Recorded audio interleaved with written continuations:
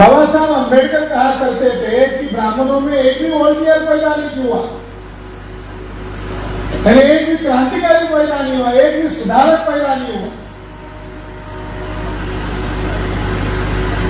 तो ब्राह्मणों ने देखा कि छत्तीसगढ़ में सतनामी विचारधारा का बड़ा बोलबाला है, और सतनामी जो विचारधारा है ये समानता न्याय प्रिय विचारधारा है। इस विचारधारा को मानने वाले एससी एसटी ओबीसी के लोग ब्राह्मणवाद को साथ नहीं दे सकते, तो इसलिए इस आंदोलन को, सतनामी विचारधारा को, सतनामी आंदोलन को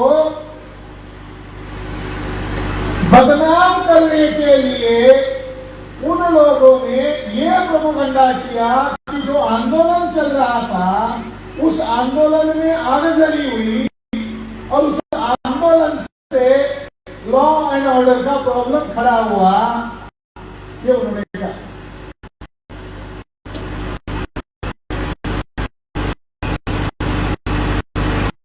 आज जब कार्यक्रम हम कर रहे थे तो पुलिस प्रशासन के लोग हमारे वकील साहब और अन्य को कह रहे थे प्रॉब्लम हो सकता है, हमारे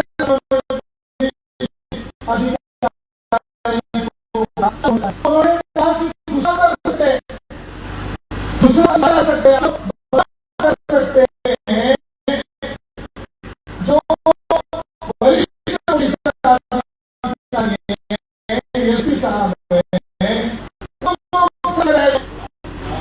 सही है, मान लिया है।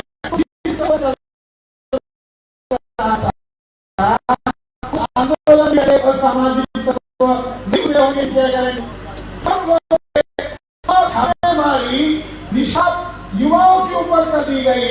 ये एलआई विभाग है, गुप्तचर विभाग है, गृह विभाग है, इनका क्या रोल है? इनका रोल है कि लॉ एंड ऑर्डर का शासन कायम रहे, मगर छत्तीसगढ़ में लॉ एंड ऑर्डर खत्म हो गई। आंदोलन के लिए परमिशन भी दे दिया, आंदोलन आने वाले थे उनको पता था, मगर आए वक्त वहां का कलेक्टर रफू चक्कर हो गए। तो ये जो वहां हिंसा हुई, वहां जो आगजनी हुई, वहां जो ये अगर कोई पार्टी है, कलेक्टर है, उसके ऊपर सजा नहीं चाहिए। बोलो दोषी, बोलो बात को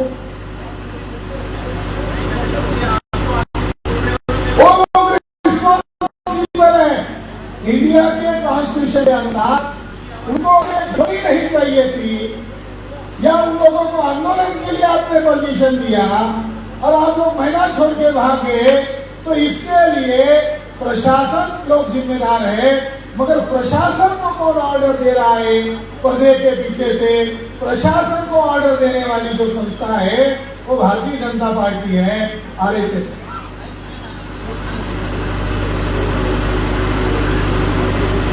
साथियों, आरएसएस के लोग कई जगहों पर ऐसे असामाजिक कार्य करने में संलिप्त है।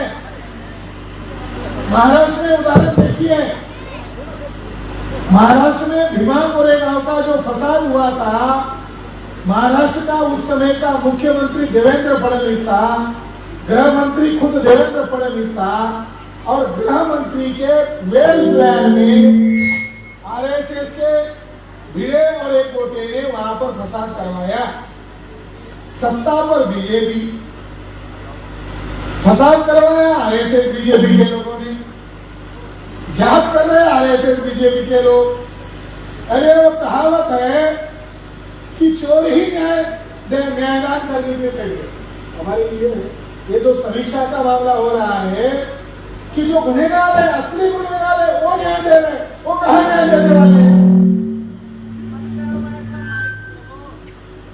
वो न्याय देने वाले नहीं। हमारी बहन ने यहां आकर अपना दर्द बयान किया कि फलाना एरिया से महिलाएं निकल पड़ी थी या निकलने वाली थी, अपने बच्चे को, अपने युवाओं को फ्री करने के लिए, तो उन लोगों को सरकारी मीटिंग के नाम पर, सरकारी स्कीम के नाम पर उन लोगों को रोका गया। उस बहन का मैं हृदय से आभारी हूं कि उसने ये सच्चाई यहां ऑन रिकॉर्ड बोला। तो ये जो 186 युवा जेल में घुसाए गए हैं, मैं आज इस मौके पर हमारे सतनामी समाज को यही आश्वस्त करना चाहता हूं कि 186 युवा जो बेकसूर है उनको रिहा करने के लिए राष्ट्रीय गुरु घासीदास सतनाम क्रांति मोर्चा उनके लिए हाई कोर्ट में PIL दाखिल करेंगे। हमें हमारे लोगों का वकालत करना हो। हम आज ये जो कार्यक्रम आयोजित किया, इसके पीछे एक मकसद है, कौन पहल करेगा? वो अकेले अकेले लोगों को डरा रहे, धमका रहे, परेशान कर रहे हैं। इसलिए मैं राष्ट्रीय गुरु घासीदास सतनाम क्रांति मोर्चा की तरफ से उन 186 युवाओं को जेल से रिहा करने के लिए हम जनहित याचिका दायर करने वाले हैं। और जिस दिन वो 186 युवा जेल के बाहर रहेंगे, इसी रायपुर में बड़ी सभा का आयोजन करके उनका सत्कार भी इसी संस्था के द्वारा करेंगे और उन्हें असली देशभक्त का सर्टिफिकेट देंगे। गांधी जी जेल में गए, नेहरू पटेल जेल में गए, एक बार नहीं गए, कई बार गए। गांधी जी को कोई पूछता नहीं था, गांधी जी का कोई वजूद नहीं था, मगर गांधी जी बार बार जेल में गए और वहां अनशन करने का नाटक किया। 21 बार अनशन किया गांधी जी ने जेल में, मगर एक बार भी मैं छुआछूत मिटाने के लिए अनशन करूंगा, ओबीसी को, पिछड़े वर्ग को अधिकार दिलाऊंगा, इसके लिए आंदोलन नहीं किया, इसके लिए अनशन नहीं किया। इसलिए मैं कह रहा हूं वो नाटक थे।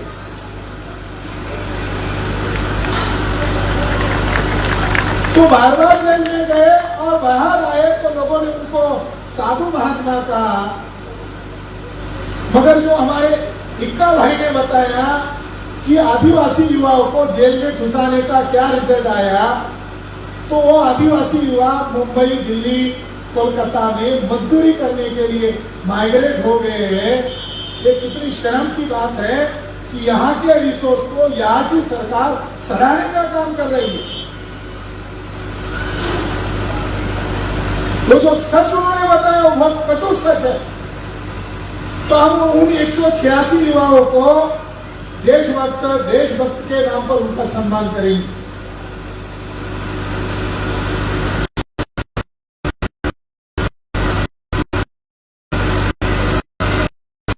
साथियों,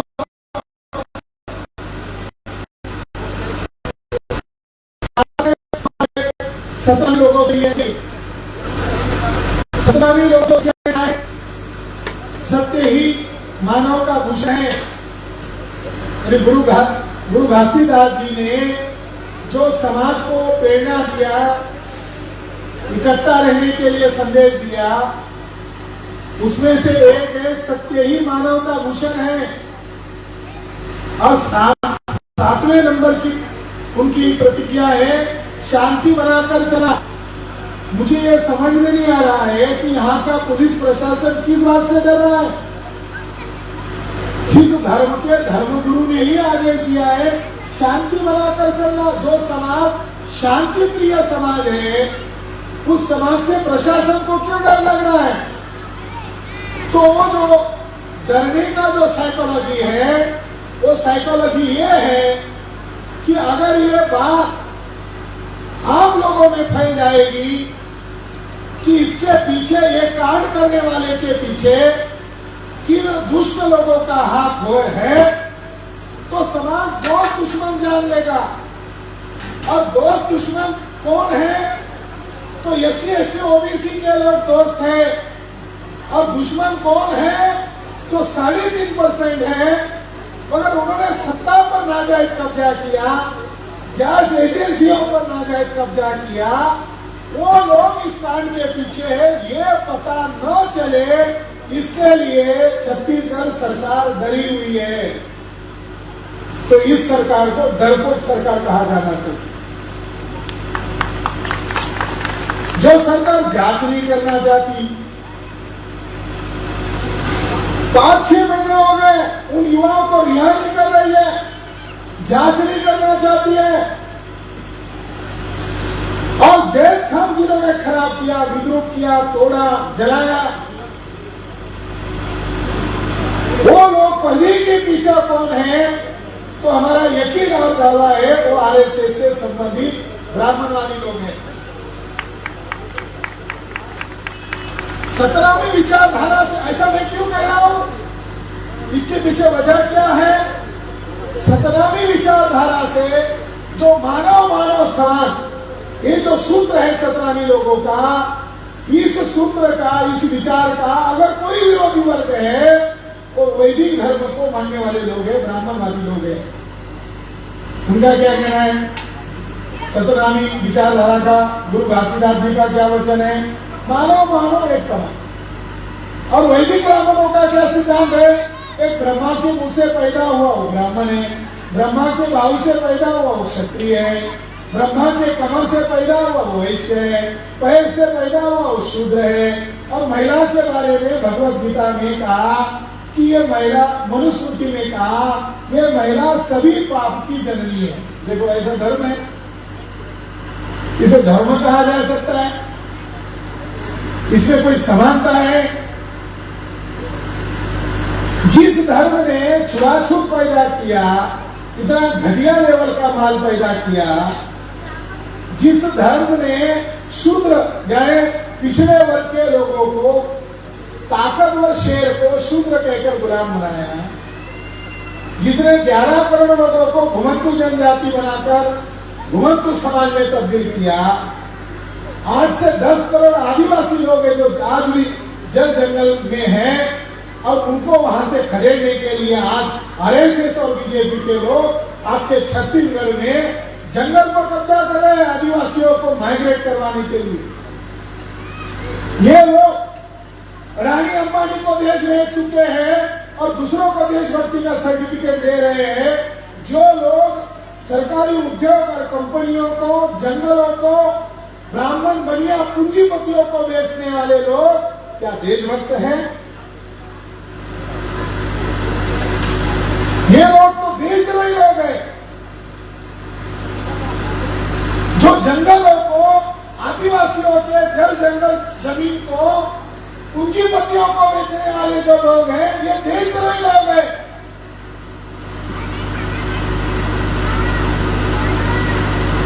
नरेंद्र मोदी ने क्या किया? कौन सा राष्ट्रहित का काम किया? भारतीय रेल को गौतम अडानी को भेज दिया, ये राष्ट्रहित है। मिलिट्री जिसके द्वारा देश की सुरक्षा होती है, असली देशभक्त तो मिलिट्री मैन है, असली देशभक्त तो पुलिस लोग हैं। मिलिट्री का भी प्राइवेटाइजेशन कर दिया और 3 साल के अग्निवीर नाम की स्कीम लाया, यानी देश का मिलिट्री का निजीकरण करने वाले जो लोग हैं, तो एक देशभक्त है। अलग अलग राज्यों की जो डाटा और जानकारी हमें इकट्ठा हो रही है, अभी SP लेवल का जो पदाधिकारी है पुलिस विभाग का, वो भी कॉन्ट्रैक्ट बेसिस पर रहेगा, ऐसा बीजेपी की जहां सत्ता है महाराष्ट्र में देवेंद्र फडणवीस ने सरकारी SP रैंक का पुलिस अधिकारी है, कॉन्ट्रैक्ट बेसिस पर रहेगा। कहां से रहेगी? मैं जानकारी क्यों डिक्लेयर कर रहा हूं छत्तीसगढ़ के पुलिसों को कि हम हमारे समाज की लड़ाई लड़ रहे हैं, मगर पुलिस को SC ST OBC से बने हुए, हम की लड़ाई नहीं लड़ रहे, हम समाज की लड़ाई लड़ रहे हैं, तो हम उनके भी बाल बच्चे की लड़ाई लड़ रहे हैं, उनके भी हक की लड़ाई लड़ रहे हैं। आज वो सरकार हमारे हर कार्यक्रम को विरोध करती है। छत्तीसगढ़ में हमारे कौन से कार्यक्रम को ससम्मान परमिशन दिया? आज दिन में 12-11 बजे तक परमिशन के लिए मेन कार्यकर्ताओं को बिठा के रखा। एक सिंगल कार्यक्रम, चाहे जिले लेवल का कार्यक्रम क्यों हो, मगर छत्तीसगढ़ सरकार को डर हमारे संगठन से क्यों लग रहा है? भारत मुक्ति मोर्चा से, राष्ट्रीय आदिवासी एकता परिषद से क्यों डर लग रहा है? अभी 10 तारीख को अंबिकापुर में हमने राष्ट्रीय क्रिश्चियन मोर्चा का राज्य स्तरीय अधिवेशन लिया। हजारों की तादाद में वहां लोग आए थे, अपने हक अधिकार और संगठित रूप से आए थे। वहां पुलिसों का तांता लगा दिया गया जैसे वहां कोई आतंकवादी हो।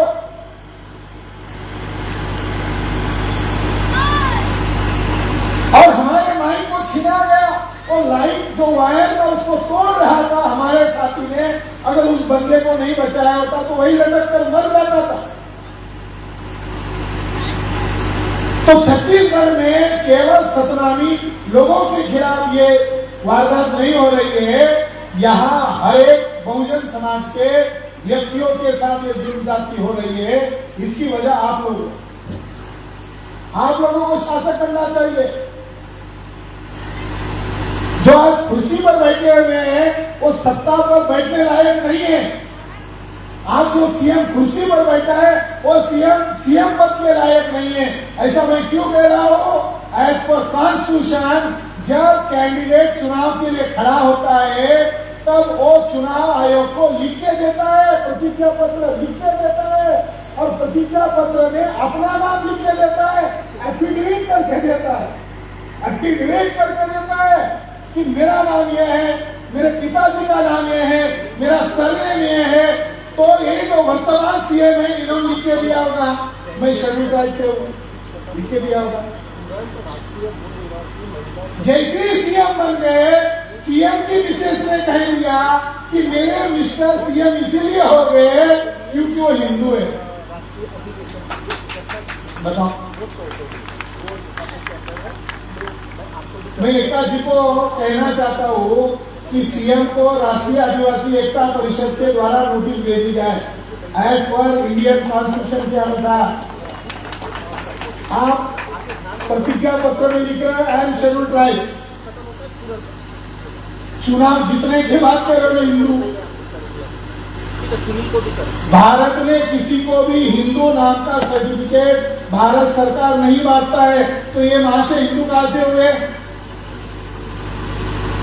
कौन से सर्टिफिकेट मिलता है? Schedule caste, schedule tribe, other backward caste या माइनॉरिटी, ये कहां से हिंदू है? मैंने ये रिपोर्ट देखा, इनको विष्णु कहा गए। मोदी जी का चेहरा है, बगल में सीएम का चेहरा है, उनको विष्णु कहा गया। पहले अवतार तक घोषित कर दिया गया। और मुझे ये जानकारी मिली कि कुछ सीएम उस राष्ट्रीय क्रिश्चियन मोर्चा के कार्यक्रम को रोकने के लिए पहल कर रहे थे, क्योंकि आरएसएस के लोगों के द्वारा दबाव बना हुआ था। और मेरे ऊपर, एका जी के ऊपर, हमारे राष्ट्रीय संगठन वकील के जो राष्ट्रीय प्रभारी है डोंगर दिवे, सुनील डोंगर दिवे जी के ऊपर, अरविंद कच्छप जी के ऊपर, ये 4 लोगों के ऊपर एफआईआर दर्ज करवाया और वो पुलिस के द्वारा करवाया। वहां अंबिकापुर में ये बात तो सिद्ध होता है कि छत्तीसगढ़ में पुलिसों का दमन और शोषण हो रहा है। ये काम उनको नहीं करना चाहिए था। इसे आरएसएस के पंडे को अगर आपत्ति है तो वो दर्ज करता, पुलिस क्यों कर रहा है? जिनको लॉ एंड ऑर्डर मेंटेन करना, अगर किसी का कोई आपत्ति है तो उन्हें इंडियन लॉ के अनुसार, भारतीय संविधान के अनुसार उनको दंडित करना चाहिए और कहना चाहिए कार्यक्रम को क्या आपत्ति, आप अलग कार्यक्रम करो।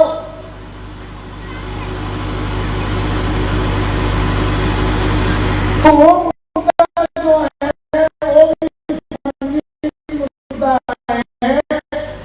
और ये जो एक सदा को है, तो मैंने उस दिन भी कहा था और उसका पुनरुच्चार करने के लिए यहाँ दोहराया हो कि 28 नवंबर को हम सतनामी आंदोलनकारी लोगों को, युवाओं को रिहा करने के लिए और सतनामी आंदोलन को इन असामाजिक तत्वों ने जिस तरीके से बदनाम किया है, वो बदनामी का दाग खत्म करने के लिए, वो भुलाने के लिए, साफ करने के लिए आने वाले 28 नवंबर को हम छत्तीसगढ़ बंद करने जा रहे हैं। क्योंकि ये लोकतांत्रिक मुद्दा है।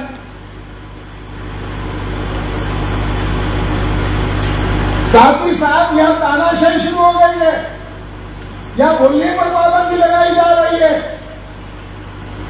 बोलने का मतलब आप जानते नहीं है, बोलना हमारे लिए आजादी है और इसको संविधान में फंडामेंटल राइट के तहत मान्य किया है संविधान सभा ने।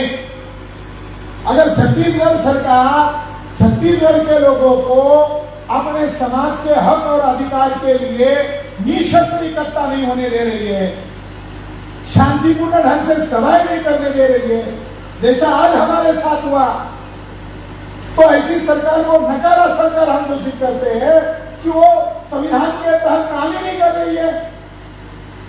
जनता को दिए गए फंडामेंटल राइट को नकारा जा रहा है। अगर जनता के फंडामेंटल राइट को नकारा जाएगा तो इसके लिए हम जेल भरो आंदोलन तक करने के लिए तैयार है। वो जो धमकियां देते हैं कि तुमको परमिशन नहीं दी गई है या तुम्हें परमिशन नहीं दी जाएगी, तुम्हारे परमिशन की क्या जरूरत है?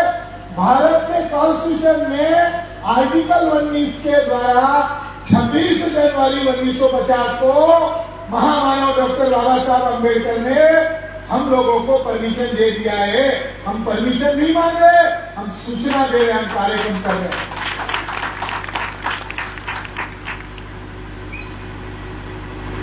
हम लोग संविधान के दायरे में रहकर काम कर रहे हैं, कानून को मानने वाले लोग हैं, मगर छत्तीसगढ़ सरकार कानून और संविधान की धज्जियां उड़ा रही है।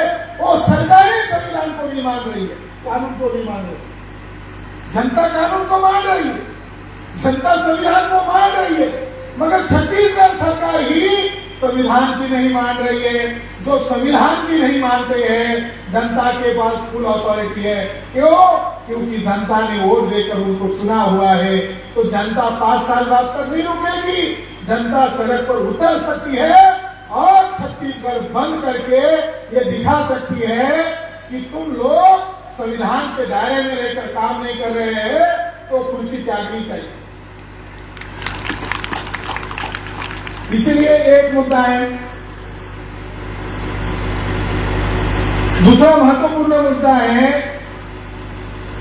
कि छत्तीसगढ़ में हसदेव अरण्य को लाखों की संख्या में पेड़ काटे जा रहे हैं और आदिवासी लोग उसका विरोध कर रहे हैं। उनकी पिटाई हो रही है, उनकी हत्याएं हो रही है। आदिवासी लोग भारत के संविधान के अनुसार भारत के नागरिक है और अव्वल दर्जे के नागरिक है और डीएनए के अनुसार पक्के नागरिक है और संविधान के अनुसार 5वीं और 6वीं अनुसूची के द्वारा आदिवासी ही जंगल के बाप है, मां है, वास्तविक मालिक है। गौतम अडानी, धीरूभाई अंबानी के बच्चे, टाटा बिरला के बच्चे मालिक नहीं है। तो जो हसदेव जंगल को बचाने के लिए आदिवासी लोग आंदोलन कर रहे हैं। जब यह आंदोलन चल रहा था 2-3 माह पहले, तो हमने खुद छत्तीसगढ़ सरकार को और भारत सरकार को पूछा कि ये एक्ट के तहत ये जंगल हटाना, इसको नष्ट करना अपराध है। संविधान के 5th शेड्यूल के अनुसार भी संवैधानिक अपराध है। इसके बावजूद यहाँ पूंजीपतियों का कब्जा क्यों किया जा रहा है? तो उन्होंने जो जवाब दिया वो चौंकाने वाला जवाब है। उन्होंने अलग अलग कानून की धाराएं बताई और वो कानून की धाराएं या अलग अलग कानून जो अभी लेटेस्ट में बनाए हुए हैं वो संविधान की 5वीं अनुसूची और 6ठी अनुसूची का उल्लंघन करते हैं। 5वीं अनुसूची और 6ठी अनुसूची का उल्लंघन करना ही राष्ट्रद्रोह है। ये हंसदेव जंगल के मुद्दे को भी 28 नवंबर के छत्तीसगढ़ बंद में प्रमुख मुद्दा बनाया जा रहा है। ओबीसी को उनके लोक संख्या के अनुपात हिस्सेदारी मिलनी चाहिए। इसके लिए ओबीसी की जाति आधारित गिनती होनी चाहिए। ये मुद्दा भी इस छत्तीसगढ़ बंद में है। और जो नेशनल एजुकेशन पॉलिसी 2020 जो लॉकडाउन में अंधेरे में की गई,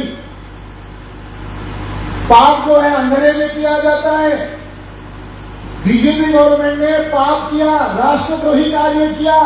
राष्ट्रीय शिक्षा नीति यह राष्ट्रद्रोही शिक्षा नीति है और इसके अंदर उन्होंने मनुस्मृति वाली व्यवस्था लागू कर दी है।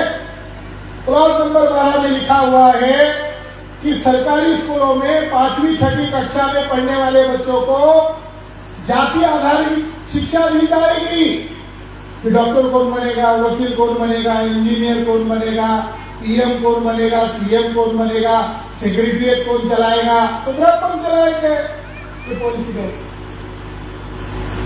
तो शिक्षा नीति मनुस्मृति आधारित है, इसलिए उसका विरोध करने के लिए भी ये छत्तीसगढ़ बंद है। उसके चरणबद्ध आंदोलन इस तरीके से है। आज पहला चरण है यानी 14 नवंबर 2024 राज्य स्तर पर महामहिम राज्यपाल के नाम पर रायपुर में जिलाधिकारी महाशय यहाँ आएंगे और वो जो हमारे आंदोलनकारी लोग हैं उनके हाथों से सामुदायिक तौर पर हमारी ये जो 5 सूत्री मांग है इसका ज्ञापन स्वीकार करेंगे। यह पहला चरण है। दूसरा चरण है 19 नवंबर को महामहिम राष्ट्रपति और महामहिम राज्यपाल के नाम पर प्रत्येक जिले में 33 जिलों में जिलाधिकारियों के द्वारा ज्ञापन सौंपा जाएगा। और तीसरा चरण है 28 नवंबर 2024। इसकी आप छत्तीसगढ़ बंद, इसकी आपको जोरदार तैयारी करनी है।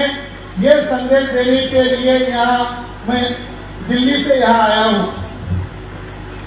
यहाँ की सरकार को पता नहीं है कि ये संगठन राज्य लेवल का संगठन नहीं है और उन्होंने मेरे ऊपर जो एफआईआर किया हमारे मौलिक अधिकारों का उल्लंघन करके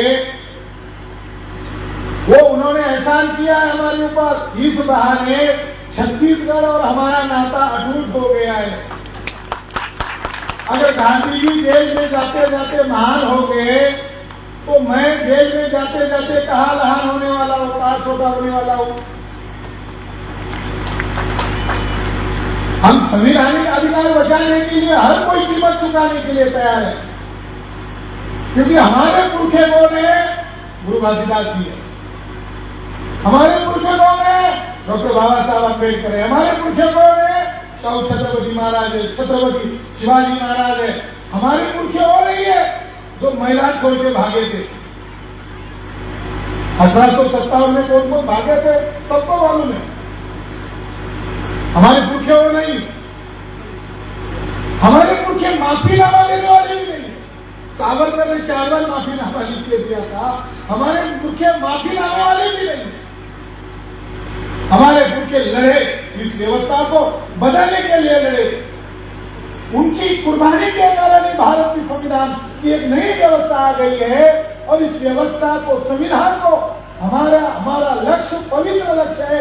हम संवैधानिक व्यवस्था को बचाने के लिए लड़ रहे हैं और सत्ता और कुर्सी पर बैठे वाले लोग आरएसएस के इशारे पर काम कर रहे हैं। आरएसएस का डिक्लेयर एजेंडा है भारत का संविधान मानना नहीं है।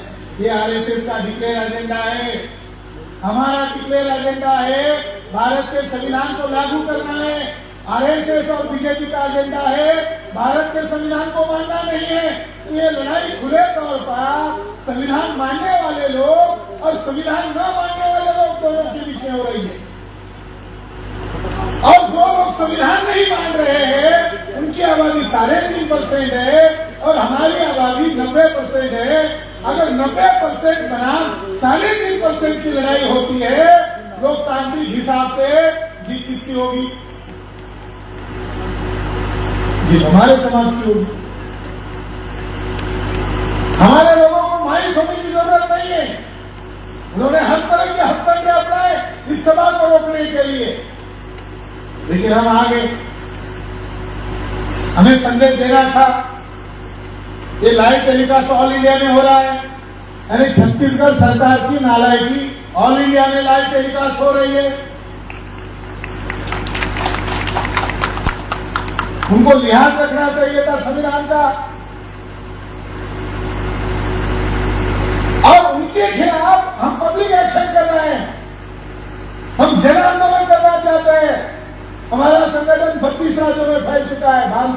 भारत मुक्ति मोर्चा 32 राज्यों में फैल चुका है, 550 जिलों में फैल चुका है, 4,500 तहसील में फैल चुका है। और ये राष्ट्रीय गुरु घासीदास सतनामी क्रांति मोर्चा ये केवल मात्र 1 साल का बच्चा संगठन है। इसको पैदा होकर 1 साल हो गए हैं और 1 साल में ये छत्तीसगढ़ बंद करने की तैयारी कर रहा है। इसका मतलब इसके पीछे जो 45 साल की मेहनत है ये इसमें सहभागी है। मैं आज भारत मुक्ति मोर्चा का ऑल इंडिया का सेक्रेटरी होने के नाते जाहिर घोषित करना चाहता हूँ कि भारत मुक्ति मोर्चा, राष्ट्रीय आदिवासी एकता परिषद और तमाम अपसुट विंग के लोग और एक सतनामी क्रांति मोर्चा, राष्ट्रीय क्रिश्चियन मोर्चा संयुक्त रूप से छत्तीसगढ़ 28 तारीख को बंद करने वाले। आखिरी बात मैं कहना चाहता हूँ, जिन लोगों से हमारी लड़ाई है वो लोग हमारे अपने नहीं है। जिन लोगों से हमारा मुकाबला चल रहा है, हमारे पुरखों से ये परंपरा चल रही है,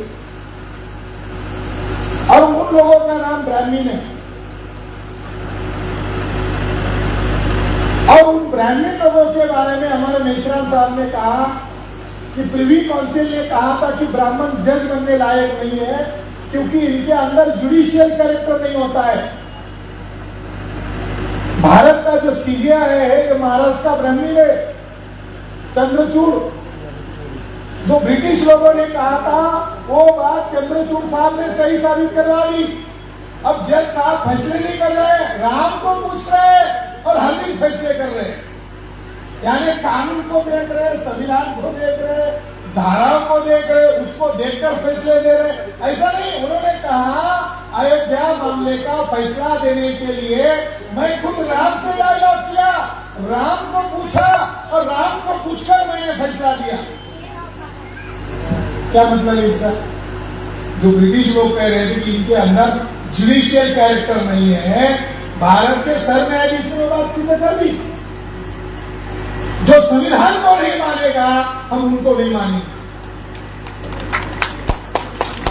जो संविधान को दायरे में रहेगा, संविधान का आदेश फॉलो करेगा, हम उसको मानेंगे। हम उनके रिटायर होने की राह देख रहे हैं। हम भारत मुक्ति मोर्चा की तरफ से चंद्रचूड़ के ऊपर कंटेम्प्ट ऑफ कोर्ट का केस सुप्रीम कोर्ट में दर्ज करने वाले हैं। उनको आज जवाब देना पड़ेगा कि कौन से धारा में कहा गया है कि मैं इसको पूछकर फैसला दूंगा।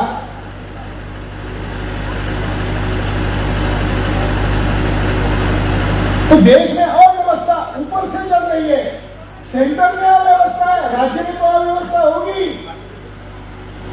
तो मैं आखिरी मुद्दा यह बता रहा हूं साथियों कि गांधी जी कहते थे अंग्रेज विदेशी है इसलिए उनको भारत छोड़ के जाना चाहिए। देखिए भारत पर हजारों वर्ष में कई आक्रांताओं ने, विदेशियों ने राज किया, मगर उन आक्रांताओं को अगर ढूंढा जाए, मुगल आए चले गए, अभी नहीं है मुगल। ये जो मुसलमान है भारतीय मुसलमान है, हम भी लोगों से कन्वर्ट हुए लोग हैं, उनका डीएनए हमारा डीएनए एक है, यानी वो मूल निवासी है। डच आए चले गए, पोर्तुगीज आए चले गए, ब्रिटिश आए, ब्रिटिश भी चले गए, मगर ब्राह्मण आए अभी तक नहीं गए। ये जो सतनामी लोगों का घृणा करने वाला जो वर्ग है, ये केवल ब्राह्मण वर्ग नहीं है, ये विदेशी वर्ग है। और इसके लिए ब्राह्मणों के हजारों लिखित दस्तावेज हमारे पास है। 1903 में किताब लिखी बाल गंगाधर तिलक के द्वारा। किताब का शीर्षक है आर्टिक होम इन दी वेदास, यानी ब्राह्मणों का मातृभूमि। उसने लिखा कि हम लोग विदेशी है, जहां ज्यादा बर्फीली एरिया है वहां हम रहते हैं, भारत में आते हैं तो हमारी स्किन को खुजली हो जाती है, इसलिए ब्राह्मण लोग ज्यादा ठंडे इलाके में रहते हैं। साइंटिफिक कारण कश्मीर में सबसे ज्यादा रहते हैं। जवाहरलाल नेहरू ने लिखा डिस्कवरी ऑफ इंडिया, लिखा हम लोग विदेशी है, जंगली थे, असभ्य थे और हमारे पुरखों ने सिंधी सभ्यता को नष्ट किया। जवाहरलाल नेहरू ने मान्य किया, देश का प्रधानमंत्री लगातार रह चुके वाले व्यक्ति ने मान्य किया। आज के ब्राह्मणों को क्या आपत्ति है?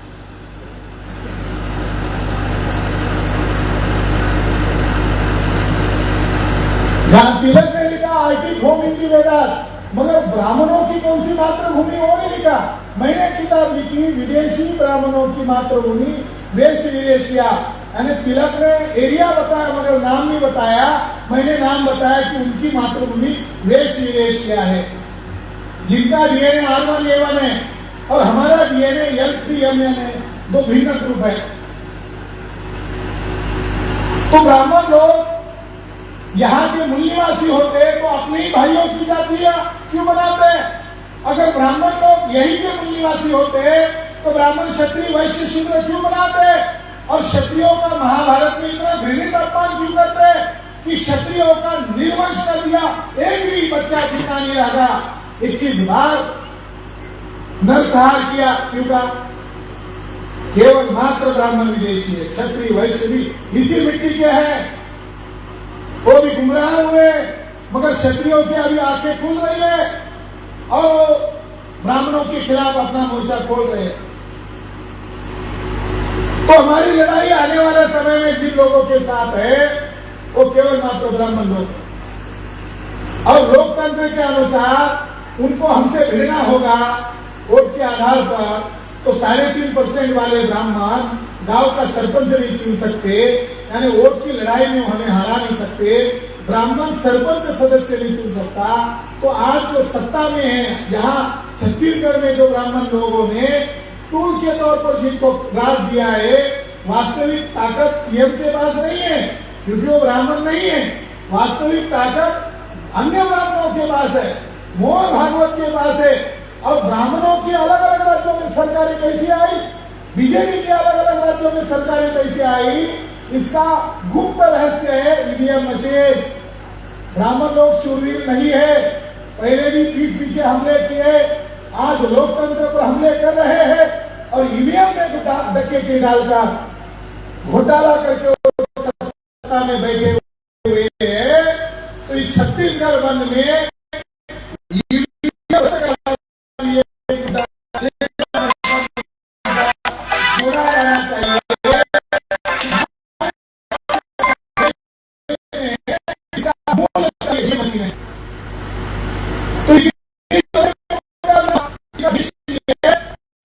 नहीं है, वो अभी तक संविधान के द्वारा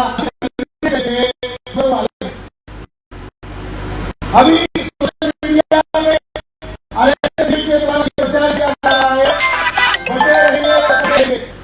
मगर बिरला साहब जो सभापति है पार्लियामेंट के, इन्होंने अपनी खुद की बेटी का विवाह एक मुस्लिम विवाह से कर दिया। तो आरएसएस बीजेपी के लोगों को बिरला साहब के घर पर मोर्चा लेकर जाना चाहिए था। हम मान लेते कि ये लोग सही काम कर रहे हैं, ये लव जिहाद को रोक रहे हैं, ये तो लव जिहाद है। जो बातें वो समाज को बता रहे हैं, आरएसएस बीजेपी के लोग उल्टा कर रहे हैं। मुख्तार अब्बास नकवी की बीवी ब्राह्मण, वो आरएसएस बीजेपी की है। शाहनवाज हुसैन की बीवी आरएसएस बीजेपी की है। और अध्यक्ष महोदय की भी लड़की का शादी मुस्लिम से हुआ, हमें कोई आपत्ति नहीं है, मगर वो जो पाठ पढ़ा रहे लोगों को वो अपने जीवन में तो अमल करे, यही हमारा आपत्ति है, हमें कोई आपत्ति नहीं। तो जो विदेशी लोग हैं उनका चिन्हित करना, उनको जानना, उनको समझना जरूरी है। और विदेशी लोग देश के संविधान को खत्म कर रहे हैं, इसलिए संविधान को बचाना ही देशभक्ति है और विदेशी ब्राह्मण का विरोध करना यही वास्तविक राष्ट्रभक्ति है। यही संदेश देकर मेरी वाणी को मैं विराम देता हूं। जय सतनाम, जय मूल निवासी।